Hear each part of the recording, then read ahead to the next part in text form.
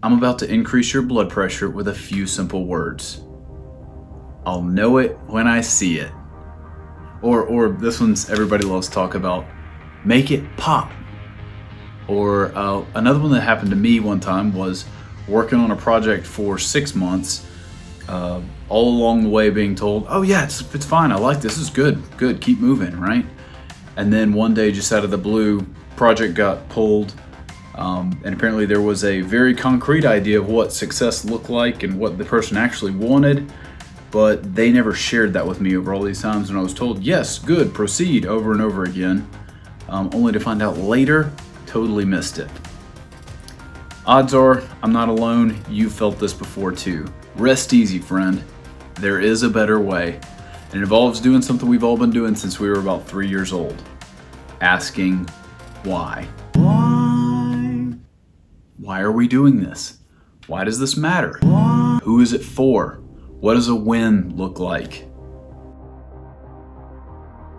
My name's Josh. I work with churches and student ministries solving brand challenges, and I want to talk to you today about asking better questions.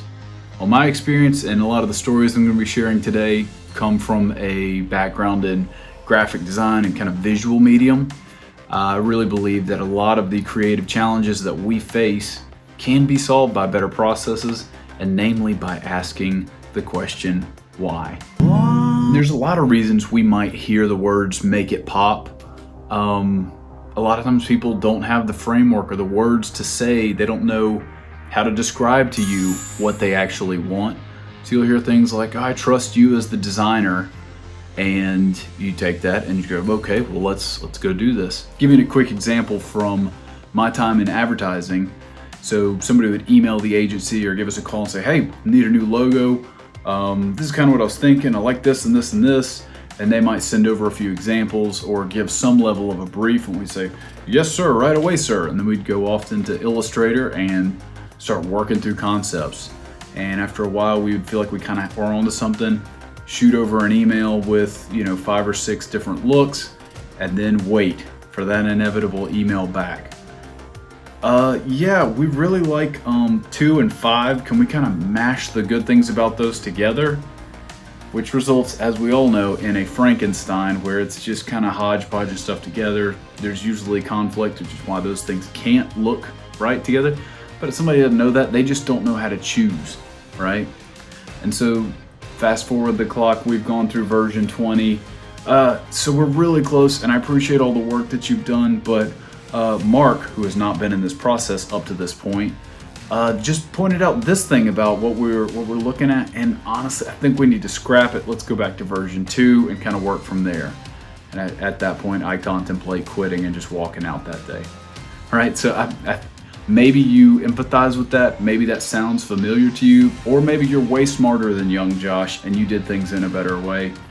Either way, again, I think there is a process that we can follow to fix this. What I'd like to do with our remaining minutes is look at an alternative way to handle a creative process. And spoiler alert, the linchpin to the whole thing is asking why. So let's walk through a new scenario. Senior pastor swings by your office, knocks on the door, says, hey, thinking about rebranding based on X, Y, and Z reasons. Can we get started on that? Yes, sir. I think I'd love to schedule a kickoff meeting. What people do you think would be good to have in there? So this is an important step. 1, you have not just jumped straight into work. You have paused things and said, hey, let's get some more context around this, right? The other thing you've done is invite important people into the conversation. While you and your senior pastor may be able to come up with a great logo that you like, odds are there's some other perspectives that'll be valuable to have there. I recommend having depends on the size of the organization, but anywhere from like 5 to 10 people in this conversation. If you've got 40, the group kind of gets dumber and you get bogged down in trying to make everybody happy and heard. But pick the right people. The group is going to catch a lot of blind spots and think through things in a really good way. So we're at the meeting now. This is essential. You come to this meeting with a presentation. You've got mood boards, you've got really smart questions to ask, you have Set up everything that you possibly can for this to be a productive use of everyone's time. A lot of times it's tough to get senior pastor in the room or the CEO of the business or whatever situation you're in. So you want to prove to all these people that you are valuing their time and you care about what they have to say. This is an important distinction here. We are not performing at this stage. We are not supposed to have all the answers or be, necessarily the life of the party or the middle of the show. What we are, you need to think of yourself as the host at a party, right?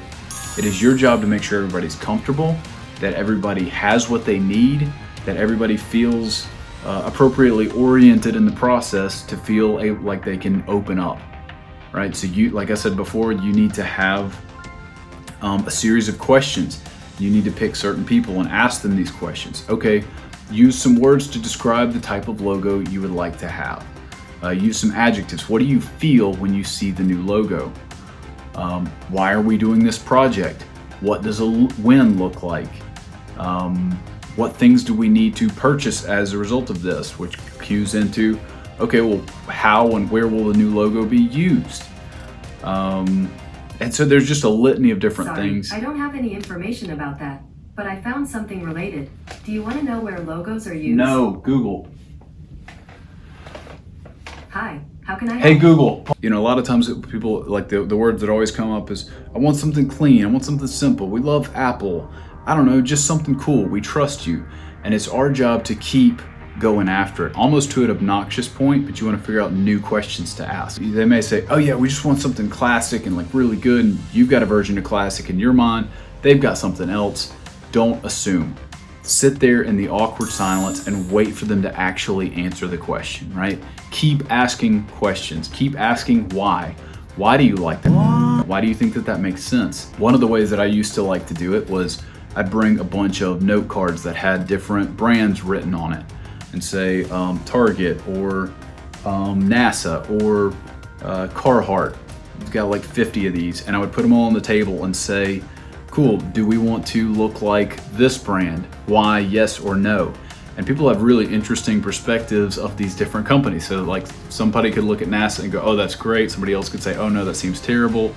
And they would give their reason. You ask them why they're saying that. So we'll have a huge deck of these are good, these are bad. But what's important is not what's good or bad in the deck.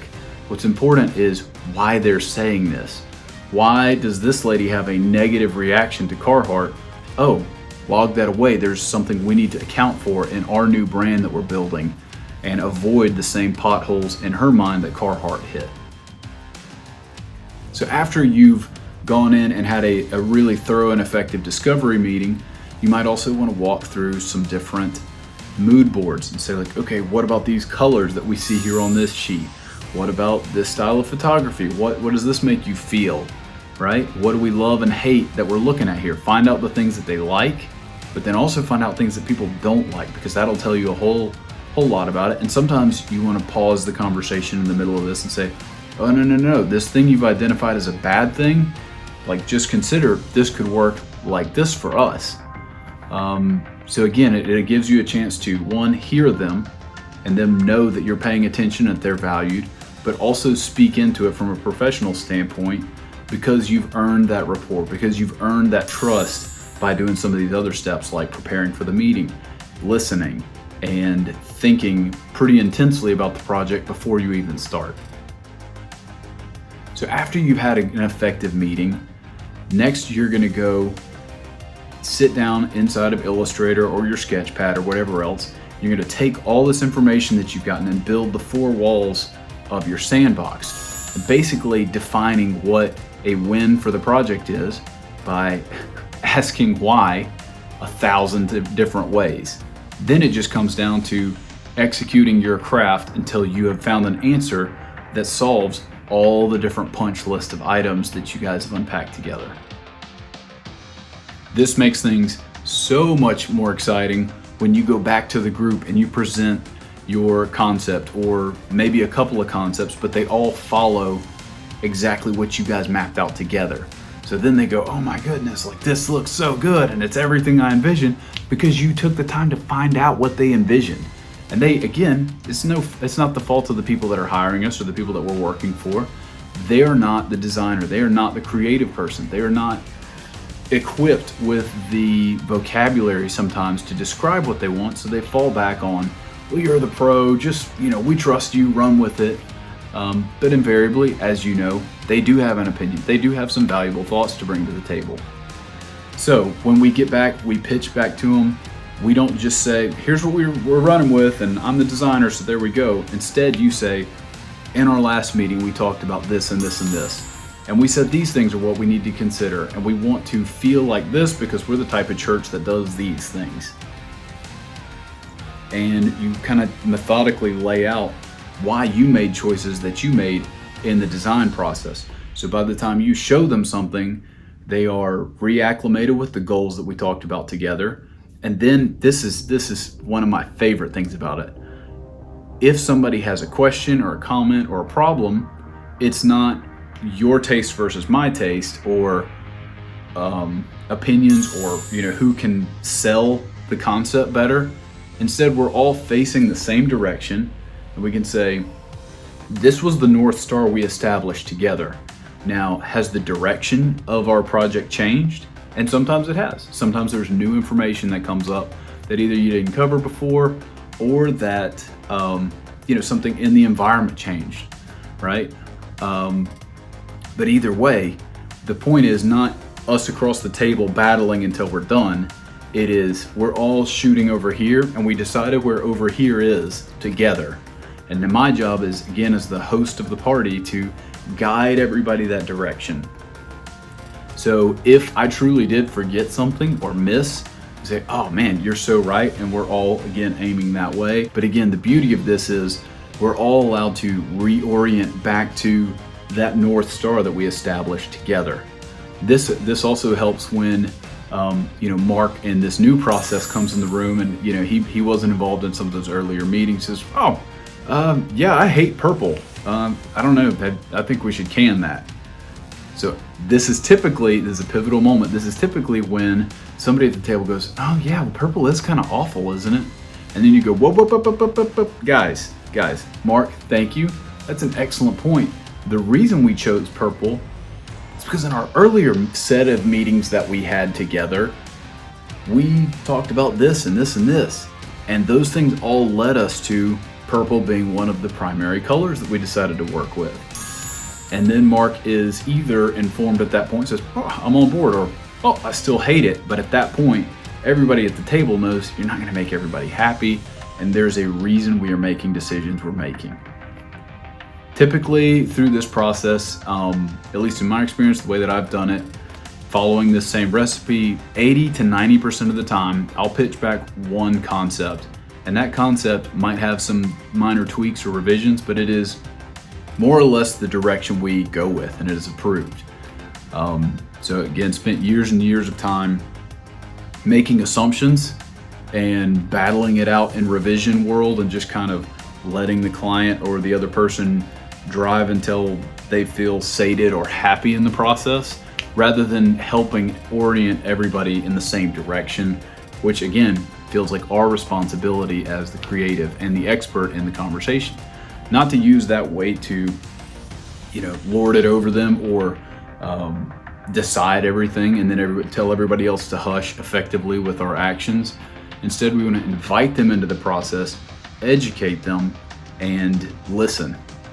And I believe that the way that we get there is by having a thoroughly thought through process that is centered around asking good questions. Again, asking, why are we doing this? Because that removes the emphasis on personalities and ego and taste, and places it on mission, which is all of our job. But this has been awesome. I've had a great time. I don't really know how to wrap this up, so I'm just gonna enjoy the next session, guys.